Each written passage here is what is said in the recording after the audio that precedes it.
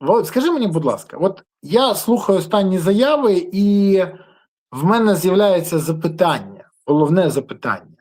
Окрім заяв, якісь дії будуть, поясню, про що йде мова. Навіть не до тих, хто говорить. Мадяр заявив, що Росія прагне запускати одночасно 200 балістичних ракет. Заступник очільника ГУРМО, пан Скібицький, заявив, що Росія нарощує виробництво ракет і паузу в ударах навряд чи буде робити. Інші говорячі голови кажуть, 120% ракет вже виробляється, і як я можу зрозуміти головного, а де користь для України в всьому цьому? Це констатація фактів, не більше.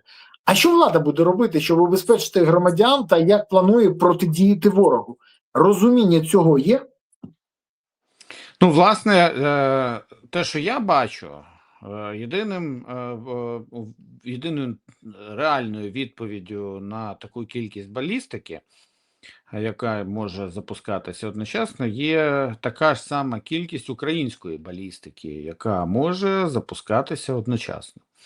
Але я нагадаю, що програма Сапсана, так, або Гром-2, була зупинена у 2020 році, а гроші пішли на велике будівництво. Тобто, в принципі, ракетну програму зарили в асфальт.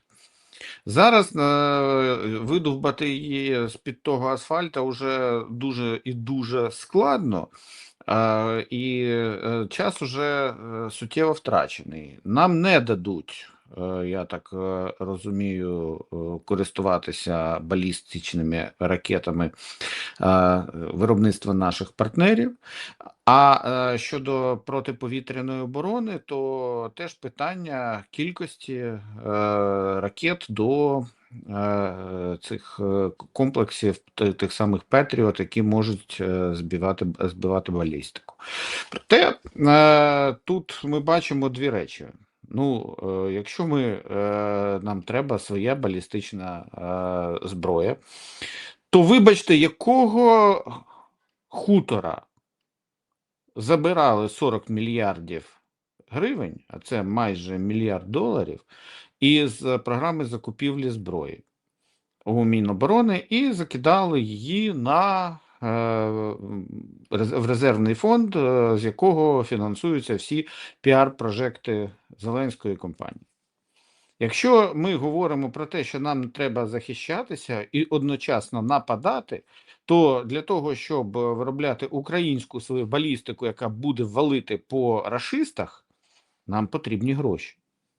А ці гроші спалювалися в кешбеках, які видавали на заправках, там, в кешбеках за товари, в Укрзалізниці і безкоштовних поїздках, в 2000 гривень за медичний огляд для тих, кому 40+. Тобто, в принципі, за те, що може бути спокійно витрачатися у багатій державі, але, ну, вибачте, медичний огляд 40+, кожному дорослої людині, яка бажає по 2000 гривень, це набігає достатня сума.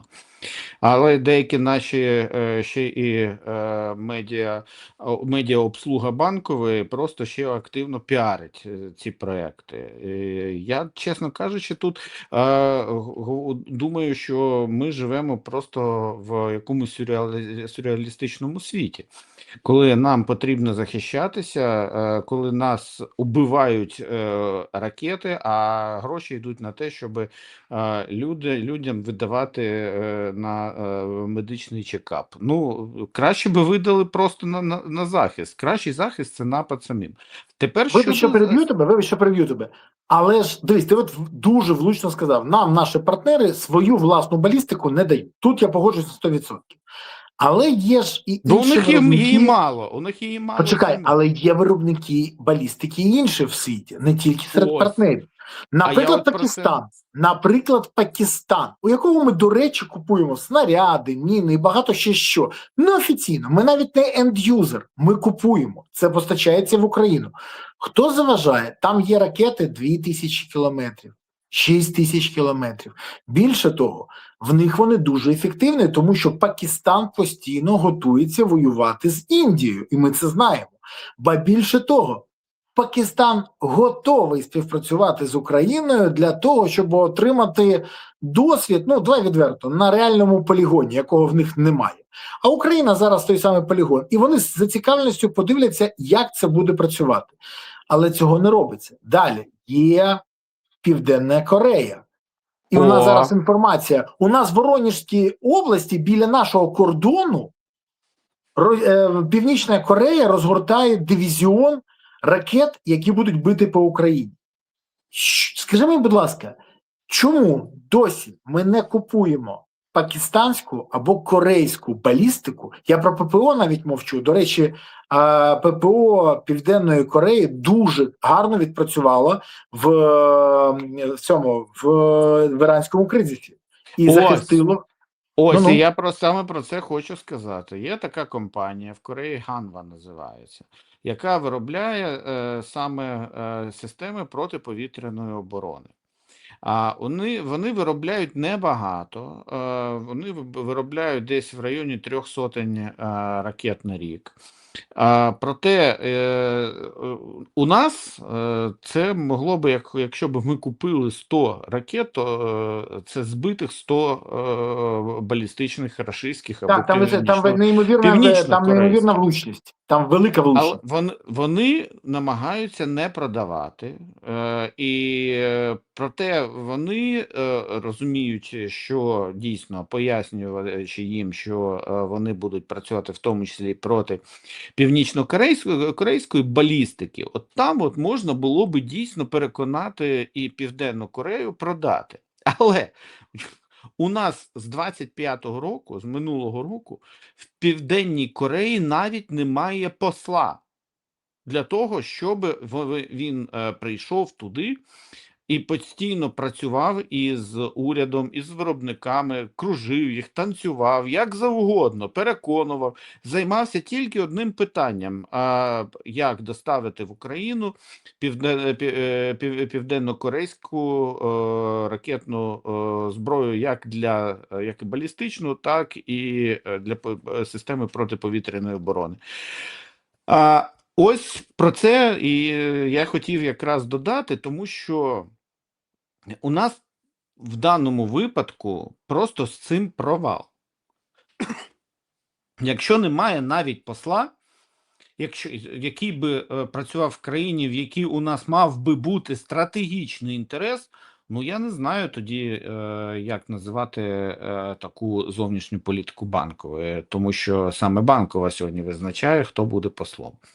І надсилають, туди збираються надіслати народного депутата від БЮТ Ніколаєнка.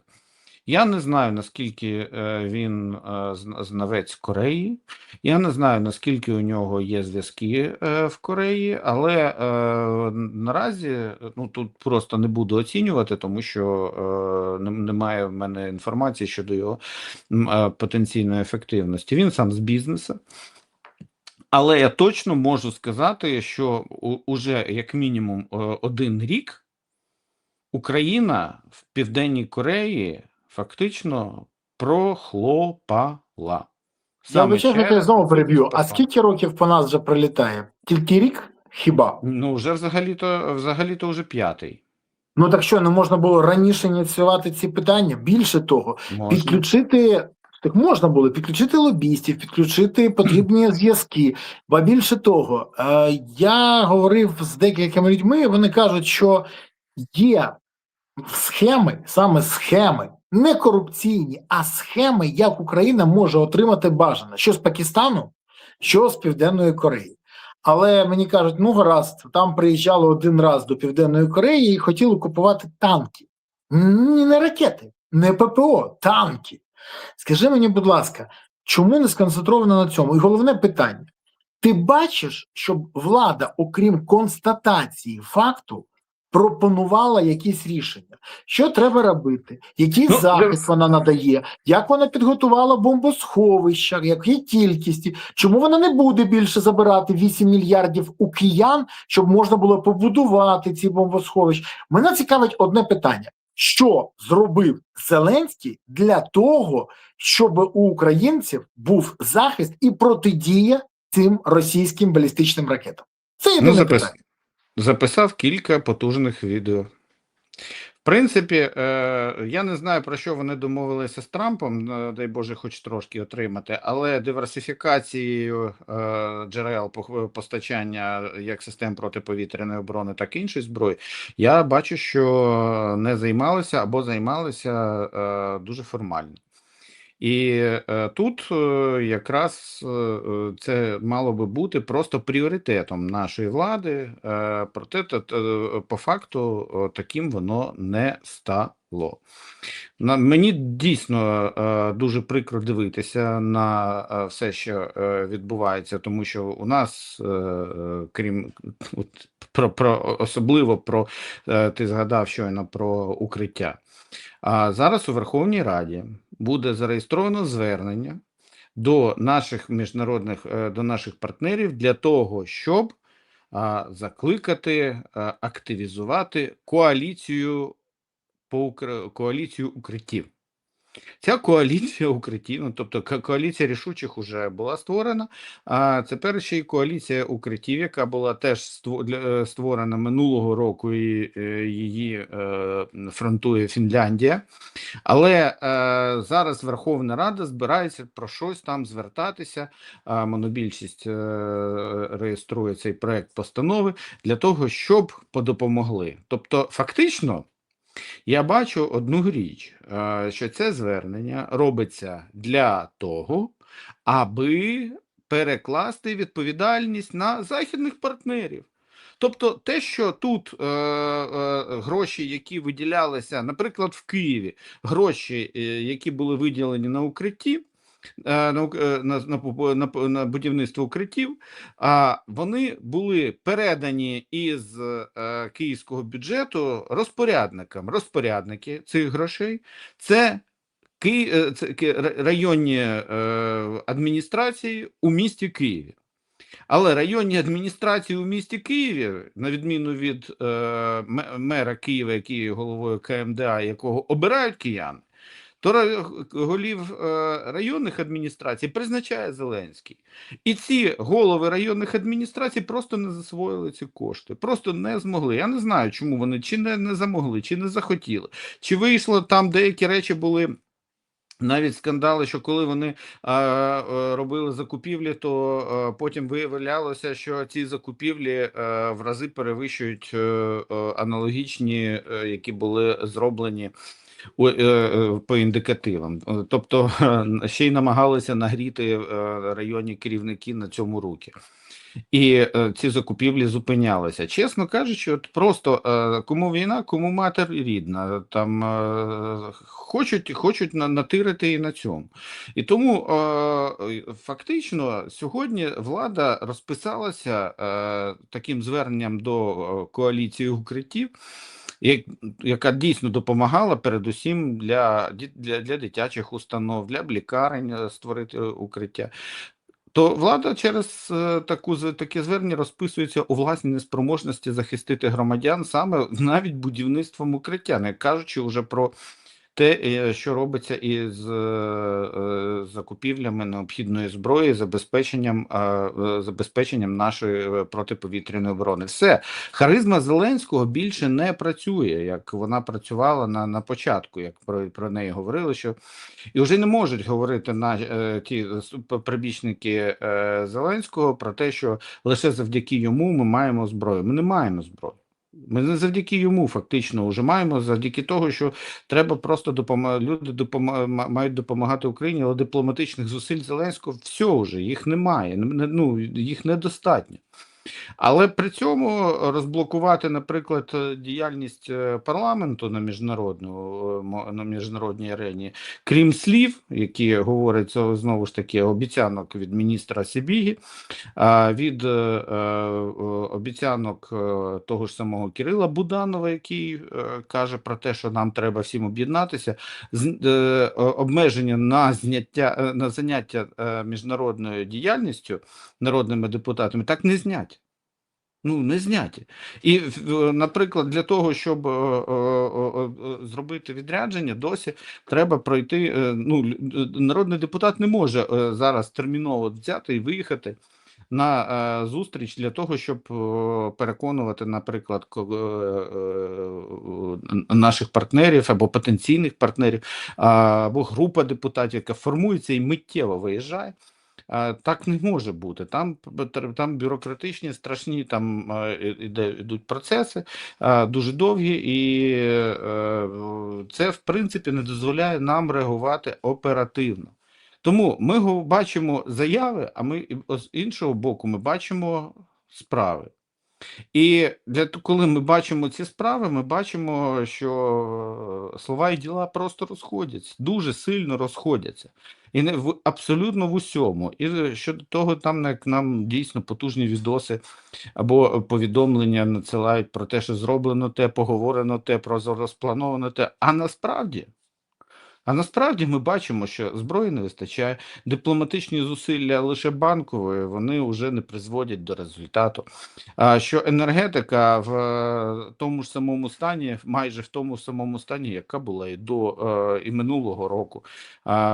Зате Шмигаль, перехідний міністр енергетики з одного уряду в інший. Ну і так далі. Тобто, насправді, ми бачимо просто, що ця влада сукупно, не тільки Зеленський, я тут кажу, вся влада сукупно, вона не справляється із тими викликами, які є на сьогоднішній день. Якщо вони втомилися, то, значить, треба зараз дійсно створювати коаліцію національної єдності. Розумію, що вибори проводити не можна.